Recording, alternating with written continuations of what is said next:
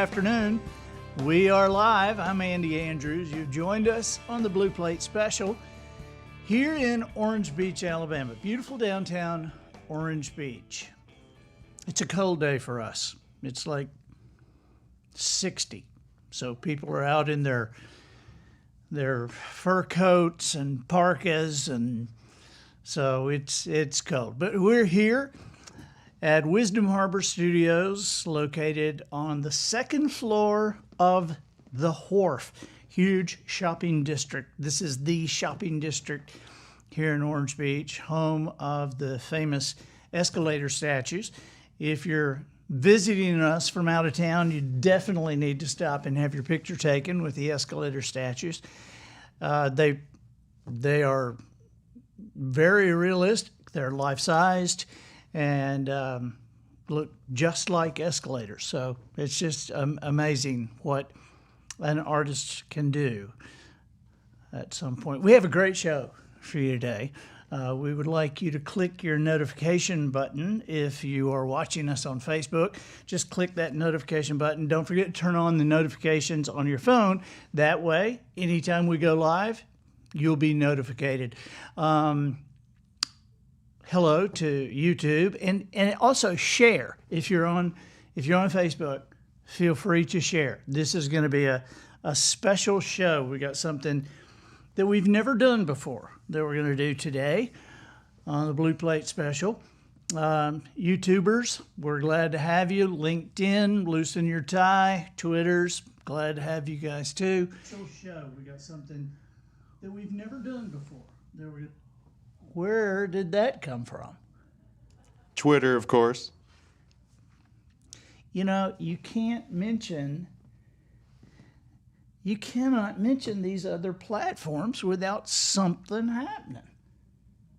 It is just crazy, which is why we're very soon going to be moving these Blue Plate specials to wisdomharbor.com.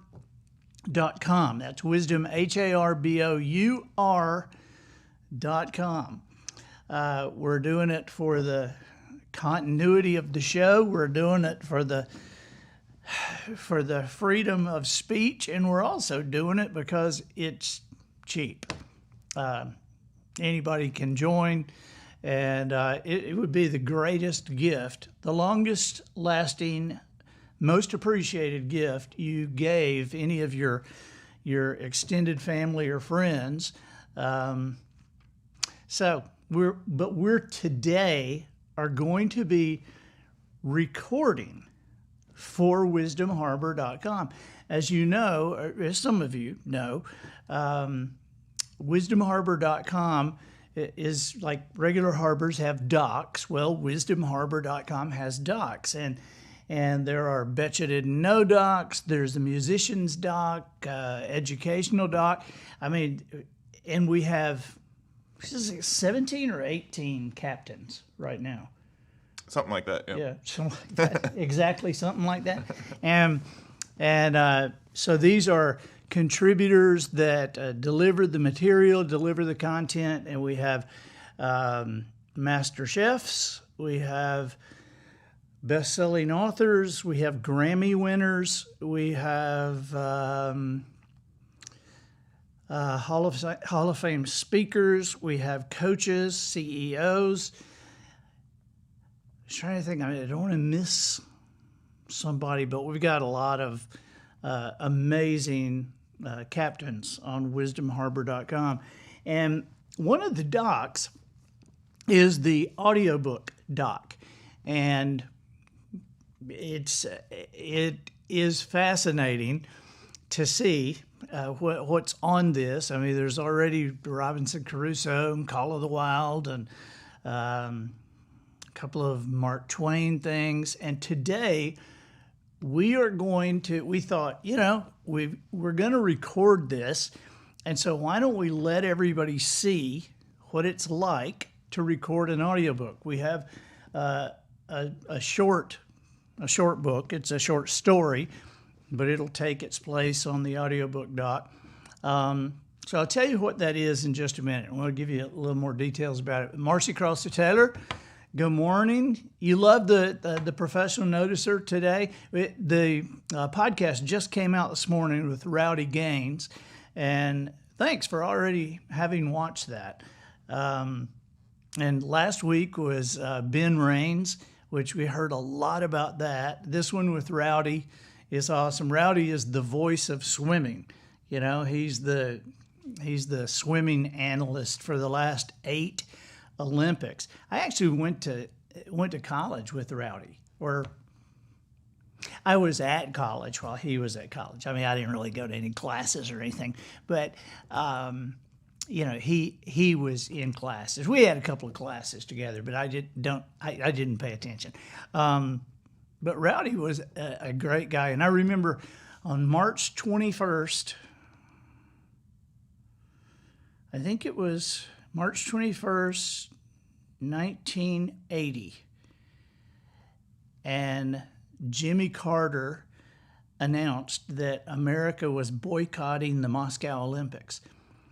And I was horrified, not for the same reason that everybody else was concerned.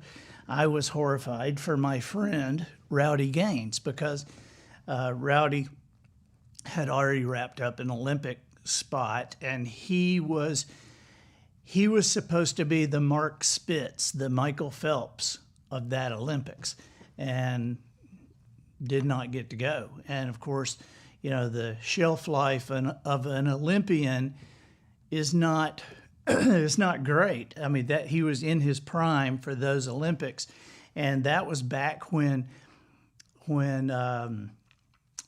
athletes were not being paid to train. It was strictly amateur, and they had to work jobs and all. And so 6 months after the Olympics were canceled, 6 months after Rowdy was supposed to be swimming for America, he was literally sitting in a lifeguard chair at his hometown pool. Here's the fastest swimmer on the planet, and he's sitting in a lifeguard chair.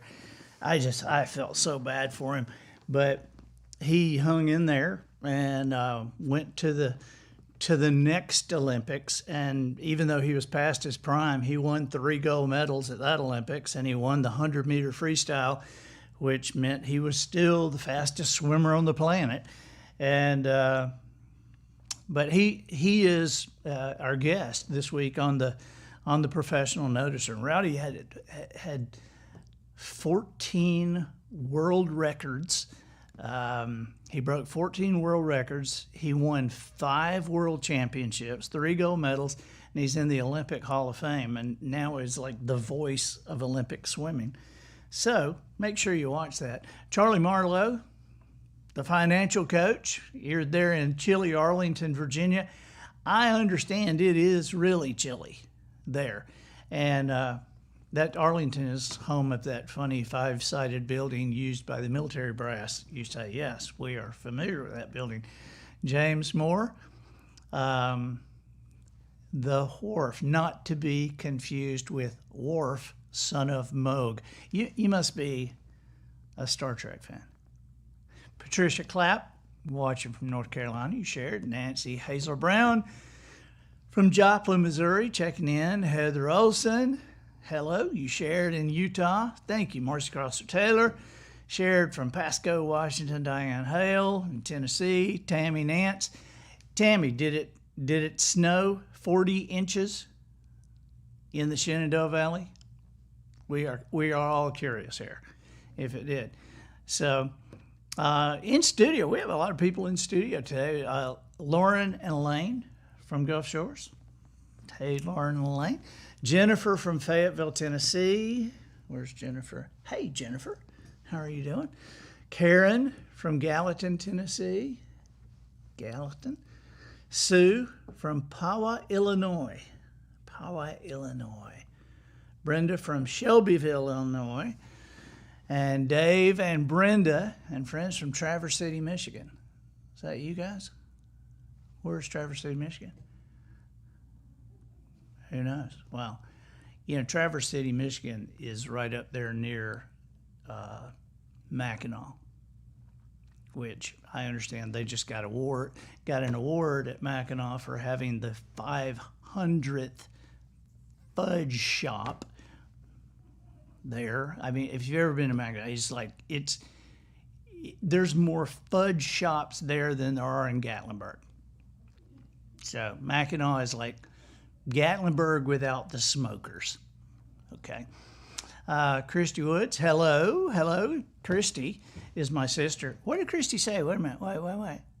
Oh, Christy says, shared your podcast about the Clotilda, and that was fantastic. You're going to listen to it again. That was last week with Ben Raines, and that podcast, it was fantastic. He is the guy who solved the last maritime archaeological mystery in America.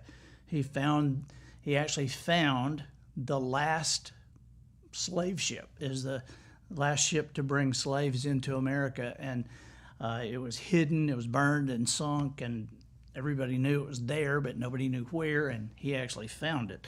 So the story of that is on that Professional Noticer. Jerry, how are you doing? And Edie, hello from Fairhope. Just push the share button. Thank you. Okay. Serena Soul Gardner from Ferndale, Arkansas. We're glad to have you. And we're going to get started here. Dr. Barb Rimbiesa. Love the escalator statues. Yeah, I know. You did get your picture taken when you were here with it, didn't you? Okay. Well, Dr. Barb, tell Lieutenant Dan I said hello. We're gonna let you join us today as we record an audiobook for the Audiobooks doc on wisdomharbor.com. And it's a process that most people have listened to an audiobook, but most people don't really know how they're done. And there are some little secrets behind it. That one of them is knowing that we were going to do this. I ate back there. Yeah, that's important. Yeah. I mean, it actually, it's one of those kind of things. For somebody like me, I skip meals all the time, but you can't skip a meal when you're recording an audiobook, because when your stomach growls, the microphone picks it up. And, you don't want to be in some love scenes, darling, I love you, Matt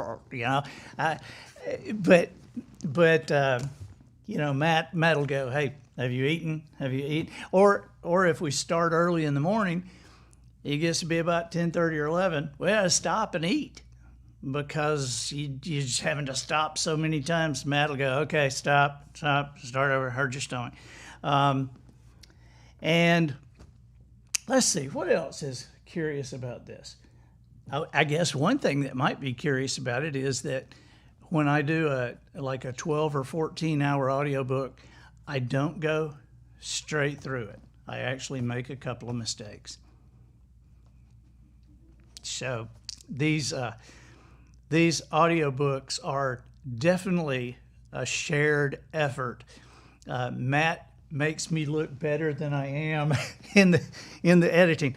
And so with Wisdom Harbor, the idea for the Audiobooks doc came about when my son Adam was in the 10th grade, and he comes home and he says, well, Dad, I got to read The Scarlet Letter. Well, my wife and I looked at each other, because Adam has dyslexia, dysgraphia, and ADD, okay, which pretty much knocks the Scarlet Letter out, okay?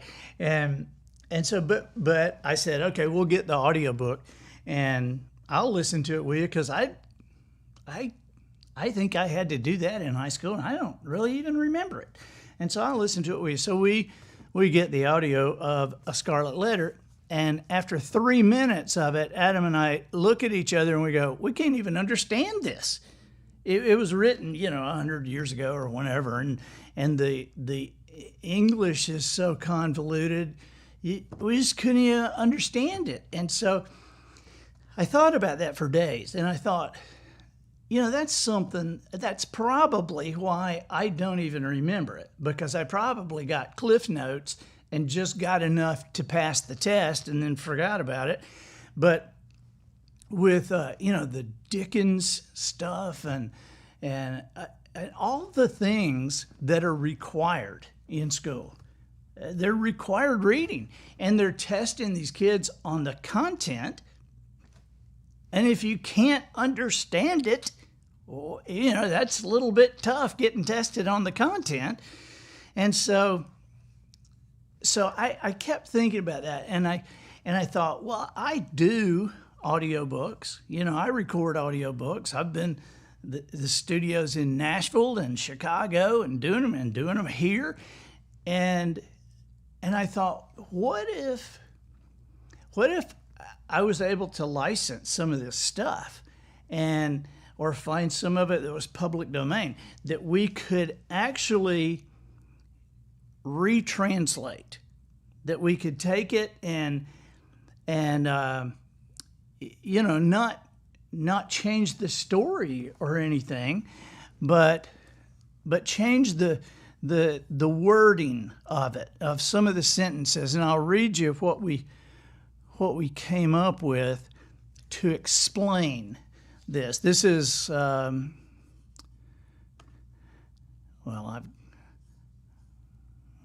here we go.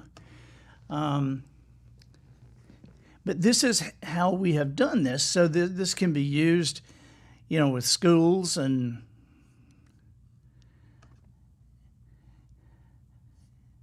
homeschooling. And so here's the explanation. At Wisdom Harbor, when a classic is recorded, certain Old English words are replaced by their modern equivalent. The meaning of every paragraph in every story remains the same. The book is, however, delivered to the listener in an understandable way. So sit back, close your eyes, and listen with your imagination. And so that explains what we've done to make these where people can understand them. And today we're gonna do one that was published in the early 1900s, and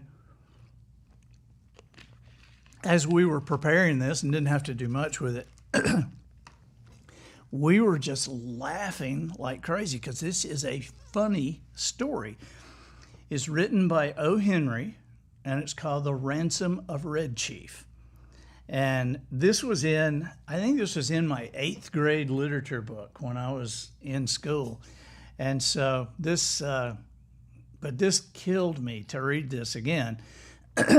And just so you know, there's no reason to have to know this, but this is 4,159 words, and I speak at approximately 125 words a minute, which means that this will be approximately 35 minutes long when it's in its final form. So, if you guys are ready, we're going to get going. Matt, all clear here. Levels and everything good? Everything's good. Okay. And you want me to start with the Wisdom Harbor audio? Yep. Let's start there. Okay. Wisdom Harbor Audio presents The Ransom of Red Chief by O. Henry, narrated by Andy Andrews. It looked like a good thing, but wait till I tell you. We were down south in Alabama, Bill Driscoll and myself, when this kidnapping idea struck us. It was, as Bill expressed it afterwards, during a moment of temporary mental affliction, but we didn't find that out till later. There was a town down there, as flat as a pancake, and called Summit, of course. It contained inhabitants of as peaceful and self-satisfied a class of people as ever were. Bill and me combined had about $600, and we needed just $2,000 more to pull off a fraudulent real estate scheme.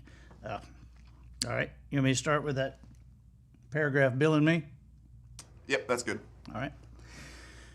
Bill and me combined had about $600, and we needed just $2,000 more to pull off a fraudulent real estate scheme in western Illinois. We talked it over on the front steps of the hotel. A kidnapping project ought to do better here in this rural community than in an area of daily newspapers that have reporters coming out of the woodwork to stir things up. We knew that Summit couldn't get after us with anything stronger than a deputy and maybe a lackadaisical bloodhound or a diatribe or two in the weekly newspaper, so it looked good. For our victim, we selected the only child of a prominent citizen named Ebenezer Dorset. The father was respectable and tight with his money. He was a mortgage broker and a regular collection plate passer. The boy was 10 with... I'm going to start with the kid. The kid was a boy of 10, with freckles and hair the color of a rooster's comb. Bill and me figured that Ebenezer would melt down for a ransom of $2,000, but wait till I tell you.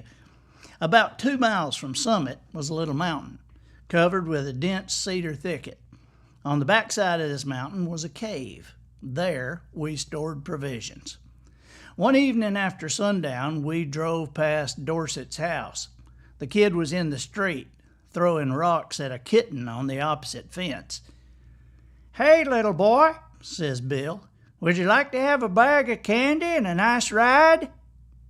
The boy catches Bill neatly in the eye with a piece of brick. "That'll cost the old man an extra $500, says Bill, headed toward the kid. That boy put up a fight like a welterweight bear, but at last we got him down in the bottom of the buggy and drove away. We took him up to the cave, and I hitched the horse in the cedars. After dark, I drove the buggy to the little village 3 miles away where we had rented it and walked back to the mountain. Bill was putting salve over the scratches and bruises on his face and arms. There was a fire burning behind the big rock at the entrance of the cave, and the boy was watching a pot of boiling coffee with 2 buzzard tail feathers stuck in his red hair. He points a stick at me when I come up and says, "Ha! Cursed paleface, do you dare to enter the camp of Red Chief, the terror of the plains?" "He's all right now," says Bill, rolling up his trousers and examining some bruises on his shins. "We're playing Indian. We're making Buffalo Bill's show look like amateur night. I'm old Hank, the trapper, Red Chief's captive, and I'm to be scalped at daybreak. By Geronimo, that kid can kick hard." Yes, sir, that boy seemed to be having the time of his life. The fun of camping out in a cave had made him forget he was a captive himself. He immediately christened me Snake Eye, the spy, and announced that when his braves returned from the warpath, I was to be broiled at the stake at the rising of the sun. Then we had supper, and he filled his mouth full of bacon and bread and gravy and began to talk. He made a during dinner speech, something like this: "I like this fine. I've never camped out before, but I had a pet possum once, and I was 9 last birthday. I hate to go to school. Rats ate up 16 of Jimmy Talbert's aunt's chicken's eggs. Are there any real Injuns in these woods? I want some more gravy. Does the trees moving make the wind blow? We had 5 puppies. What makes your nose so red, Hank? My father has lots of money. Are the stars hot? I whipped Ed Walker twice Saturday. I don't like girls. You don't want to catch toads unless it's with a string. Do oxen make any noise? Why are oranges round? Have you got beds to sleep on in this cave? Amos Murray has got 6 toes. A parrot can talk, but a monkey or a fish can't. How many does it take to make 12? Every few minutes he would remember that he was an Indian. pick up his stick rifle and tiptoe to the mouth of the cave to look for scouts of the hated paleface. Now and then he'd let out a war whoop that made old Hank the trapper shiver. That boy had Bill terrorized from the start. "Red Chief," says I to the kid, "would you like to go home?" "Oh, what for?" says he. "I don't have any fun at home. I hate to go to school. I like to camp out. You won't take me home again, Snake Eye, will you?" "Not right away," says I. "We'll stay here in the cave a while." "All right," he says. "That'll be fine. I never had such fun in all my life." We went to bed about 11 o'clock. We spread down some wide blankets and quilts and put Red Chief between us. We weren't afraid he'd run away. He kept us awake for 3 hours, jumping up and reaching for his rifle and screeching, "Bushwhackers is coming!" in mine and Bill's ears as the crackle of a twig or the rustle of a leaf revealed to his young imagination the stealthy approach of an outlaw band. At last, I fell into a troubled sleep and dreamed I had been kidnapped and chained to a tree by a ferocious pirate with red hair. Just at daybreak, I was awakened by a series of awful screams from Bill. They weren't yells or howls or shouts or whoops, such as you'd expect from a manly set of vocal cords. They were simply indecent, terrifying, humiliating screams, such as women admit. You want to start with just at daybreak? Yes. All right. Just at daybreak, I was awakened by a series of awful screams from Bill. They weren't yells or howls or shouts or whoops, such as you'd expect from a manly set of vocal cords. They were simply indecent, terrifying, humiliating screams, such as women emit when they see ghosts or caterpillars. It's an awful thing to hear a strong, desperate, overweight man scream in a cave at daybreak. I jumped up to see what the matter was. Red Chief was sitting on Bill's chest with one hand twined in Bill's hair. In the other, he had the sharp case knife we used for slicing bacon, and he was industriously.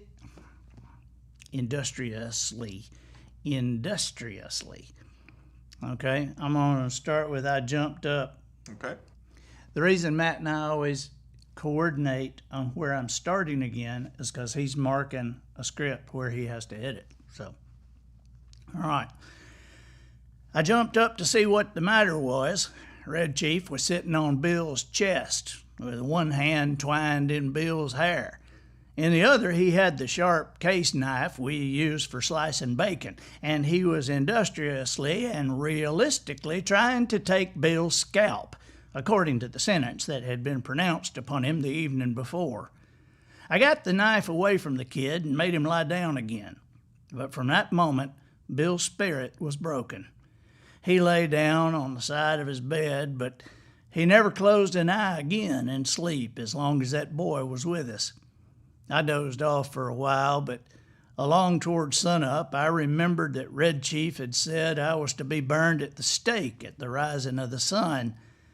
I wasn't nervous or afraid, but I sat up and lit my pipe and leaned against a rock. "What are you getting up so soon for, Sam?" asked Bill. "Me?" says I. "Oh, I got a kind of pain in my shoulder. I thought sitting up would rest it." "You're a liar," says Bill. "You're afraid.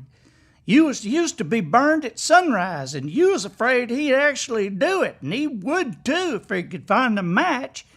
Ain't it awful, Sam? Do you think anybody'll pay out money to get a little jerk like that back home?" "Sure," says I. "A rowdy kid like that's just the kind that parents spoil. Now you and the chief get up and cook breakfast while I go on up on top of this mountain and have a look around." I went up on the peak of the little mountain and ran my eye over the vicinity. Over toward summit, I expected to see sturdy men of the village armed with rifles and pitchforks beating the countryside for the dastardly kidnappers. But what I saw was a peaceful landscape dotted by one man plowing with a dun mule. Nobody was dragging the creek. No couriers dashed about, bringing tidings of no news to the distracted parents. There was a decided attitude of sleepiness pervading the section of Alabama that lay exposed to my view. Perhaps, says I to myself, it has not yet been discovered that the wolves have stolen the tender lamb from the fold. Heaven help the wolves, says I, and I went down to the mountain to breakfast. When I got to the cave, I found Bill backed up against the side of it, breathing hard, and the boy threatening to smash him with a rock half as big as a coconut. "He put a red-hot boiled potato down my back," explained Bill, "and then mashed it with his foot, and I boxed his ears. Have you got a gun with you, Sam?" I took the rock away from the boy and kind of patched up the argument. "I'll fix you," says the kid to Bill. "No man ever struck Red Chief but what he paid for it. You better beware." After breakfast, the kid took a piece of leather with strings wrapped around it out of his pocket and goes outside the cave unwinding it. "What's he up to now?" says Bill anxiously. You don't think he'll run away, do you, Sam?" "No fear of it," says I. "He don't seem to be much of a homebody, but we got to fix up some plan about the ransom. There don't seem to be much excitement around Summit on account of his disappearance, but maybe they hadn't realized yet that he's gone. His folks may think he's spending the night with Aunt Jane or one of the neighbors. Anyhow, he'll be missed today. Tonight, we got to get the message to his father demanding the $2,000 for his return." Just then we heard a kind of war whoop, such as David might have emitted when he knocked out the champion Goliath. It was a sling that Red Chief had pulled out of his pocket, and he was whirling it around his head. I dodged and heard a heavy thud and a kind of a sigh from Bill, like a horse gives out when you take his saddle off. A rock the size of an egg had caught Bill just behind his left ear. He crumpled and fell in the fire across the frying pan that was filled with hot water for washing the dishes. I dragged him out and poured cold water on his head for half an hour. By and by, Bill sits up, feels behind his ear, and says, "Sam, do you know who my favorite character in the Bible is?" "Take it easy," I answered. "You'll come to your senses soon." "It's King Herod," he said, as if I hadn't spoken. "He's the one who killed all the kids." Then he added, "You won't go away and leave me here alone, will you, Sam?" I went out and caught that kid and shook him till his freckles rattled. "If you don't behave," I said, "I'll take you straight home. Now, you gonna be good or not?" "I was only funning," he said sullenly. "I didn't mean to hurt old Hank. But what'd he hit me for? I'll behave, Snake Eye, if you won't send me home, and if you'll let me play the scout today." "I don't know the game," I huffed. "That's for you and Mr. Bill to decide. He's your playmate for the day. I'm going away for a while on business. Now you come in and make friends with him and say you're sorry for hurting him, or home you go, and I mean right now." I made him and Bill shake hands, and then I took Bill aside and told him I was going to Poplar Cove, a little town 3 miles from the cave, and find out what I could about how the kidnapping was being regarded in Summit. Also, I thought it best to send a peremptory letter to old man Dorset that day, demanding the ransom and dictating how it should be paid. "You know, Sam," says Bill, "I stood by you without batting an eye in earthquakes and fire and flood, in poker games, dynamite explosions, police raids, train robberies, and tornadoes, and I never lost my nerve yet till we kidnapped that 2-legged bottle rocket of a kid. He's got me going. You won't leave me long, will he?" Where do you want me to start, Matt? I think you can start with "and I never lost my nerve." Okay. And I never lost my nerve yet till we kidnapped that two-legged bottle rocket of a kid. He's got me going. You won't leave me long with him, will you, Sam? I'll be back sometime this afternoon, I told him. You just keep the boy amused and quiet till I return. Now help me write the letter to his daddy. Bill and I got paper and pencil and worked on the letter while Red Chief, with a blanket wrapped around him, strutted up and down guarding the mouth of the cave. With tears in his eyes, Bill begged me to make the ransom $1,500 instead of $2,000. I ain't attempting, says he, to lay shade on the possibility of parental affection, but we're dealing with human beings, and it ain't human for anybody to give up $2,000 for that 40-pound chunk of freckled wildcat. I'm willing to take a chance at $1,500. You can charge the difference up to me. So, to relieve Bill, I did as he asked, and we collaborated on a letter that ran like this. Dear Mr. Ebenezer Dorset, Esquire, we have your boy concealed in a place far from Summit. It is useless for you or the most skillful detectives to attempt to find him. The only terms upon which you can have him returned to you are these. We demand $1,500 in large bills, the money to be left at midnight tonight at the same spot and in the same box as your reply, as we are about to describe. If you agree to these terms, send your answer in writing by a solitary messenger tonight at 8:30 o'clock. After crossing Owl Creek on the road to Poplar Cove, there are 3 large trees about 100 yards apart, close to the fenced-in wheat field on the right-hand side. At the bottom of the fence post, opposite the 3rd tree, will be found a small cardboard box. The messenger will place the answer in this box and return immediately to Summit. If you attempt any tricks or fail to comply with our demand exactly as stated, you will never see your boy again. If you pay the money as demanded, he will be returned to you safe and well within 3 hours. These terms are final, and if you do not accede to them, no further communication will be attempted. Signed, 2 desperate men. I addressed this letter to Dorset and put it in my pocket. As I was about to start, the kid comes up to me and said, "Oh, Snake Eye, you said I could play the scout while you was gone." "Play it, of course," I said. "Mr. Bill will play with you. What kind of game is it?" "Well, I'm the scout," says Red Chief, "and I have to ride to the stockade to warn the settlers that the Indians are coming. I'm tired of playing the Indian myself. I want to be the scout." "All right," says I. "Sounds harmless to me. I guess Mr. Bill will help you ruin the Indians' plans." "What am I supposed to do?" asked Bill, looking at the kid suspiciously. "You're my hoss," says the scout. "Get down on your hands and knees. How can I ride to the stockade without a hoss?"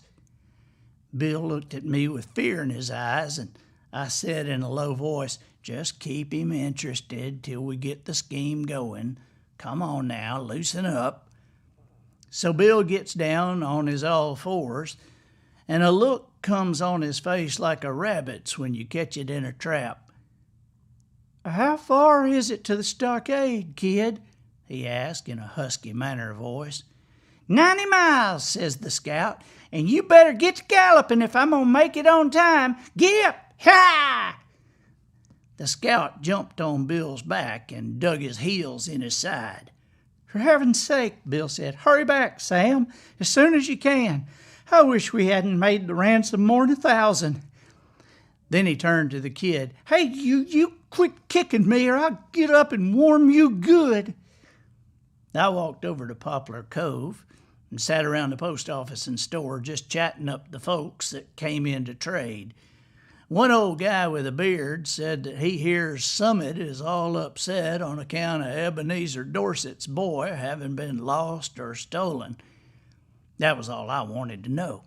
I bought some smoking tobacco, referred casually to the price of black-eyed peas, put my letter in the mail slot, and walked away. The postmaster said the mailman would come by in an hour to take the mail on to Summit. When I got back to the cave, Bill and the boy were not to be found. I explored the vicinity of the cave and risked a yell or two, but there was no response. So I lit my pipe and sat down on a creek bank to wait.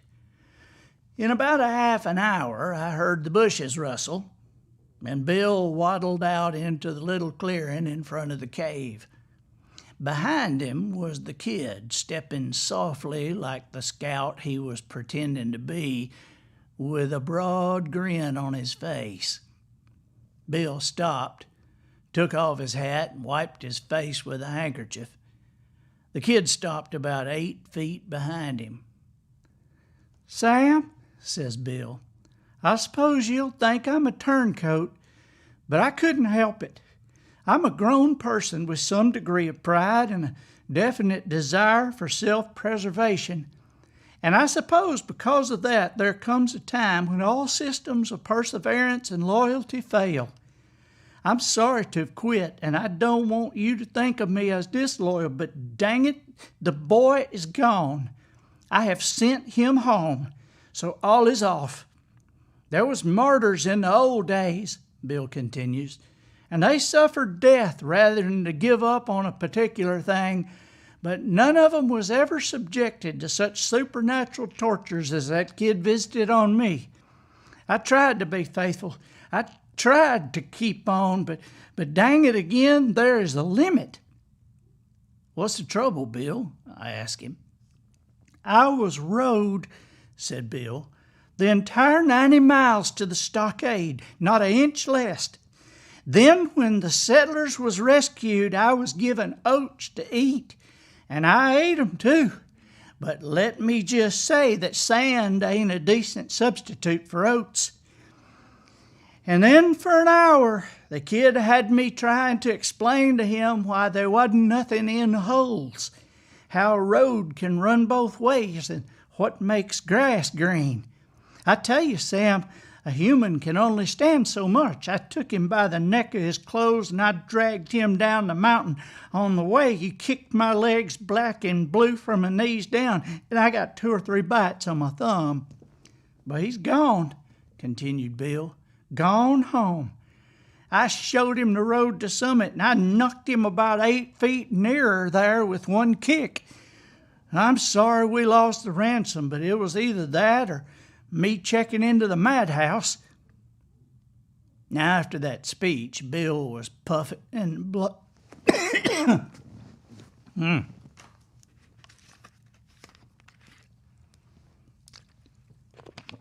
Okay, after checking into the madhouse? Yeah. Now, after that speech, Bill was puffing and blowing, but still there was a growing look of peace and contentment on his face.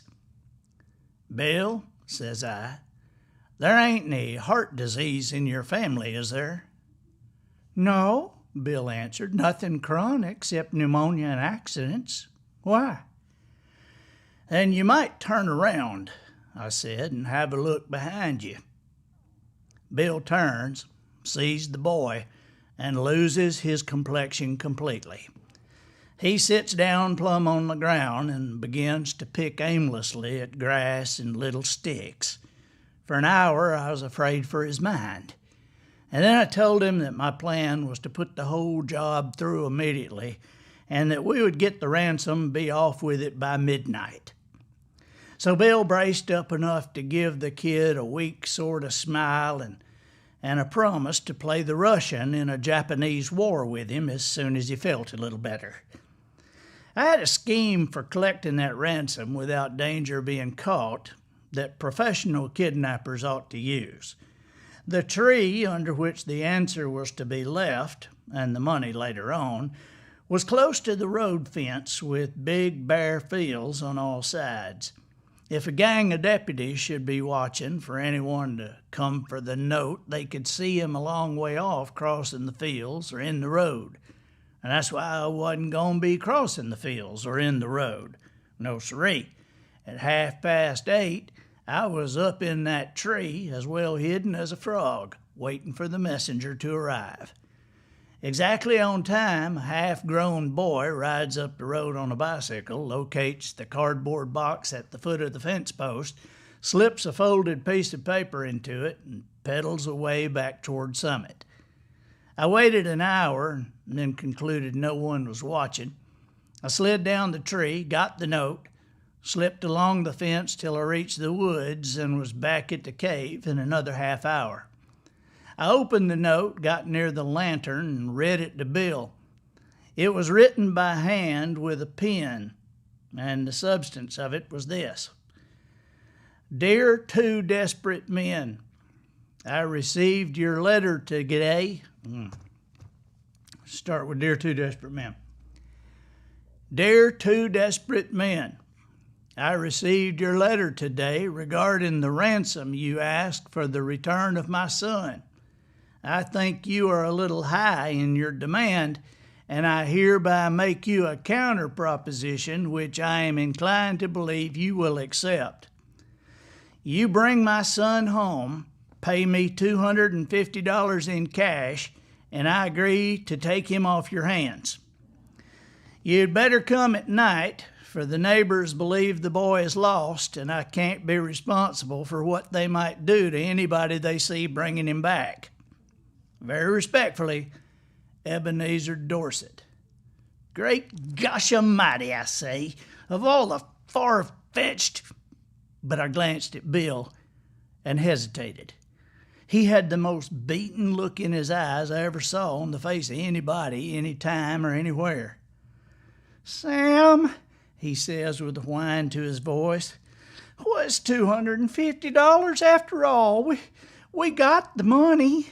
One more night of this kid'll send me to an asylum. Besides being a thorough gentleman, I think Mr. Dorset's awfully generous for making us such a kind offer.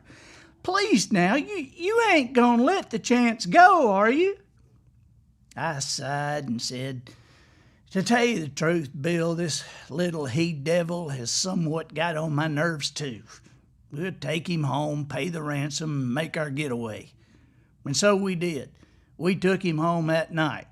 To get him to go, we had to explain that his father had bought a silver-mounted rifle and a pair of moccasins for him so's we could all hunt bears the next day. It was just 12 o'clock when we knocked at Ebenezer's front door. Just at the moment when I should have been pulling $1,500 from the box under the tree, Bill was counting out $250 into Dorset's hand. When the kid found out we were going to leave him at home, he started howling like a banshee and fastened himself tight as a leech to Bill's leg. His father peeled him away gradually like a python being unwound. How long can you hold him? Asked Bill. I'm not as strong as I used to be, Dorset replied, but I think I can promise you 10 minutes. That'll do, Bill said. Give me 10 minutes and I'll be out of Alabama, through Tennessee, and halfway to the Canadian border. He was, too, and as slow as Bill usually is, and as good a runner as I usually am, he was more than a mile and a half out of Summit before I could catch up with him. The end. The Ransom of Red Chief, written by O. Henry, is a Wisdom Harbor audio production. Produced by Matt Limpert, narrated by Andy Andrews.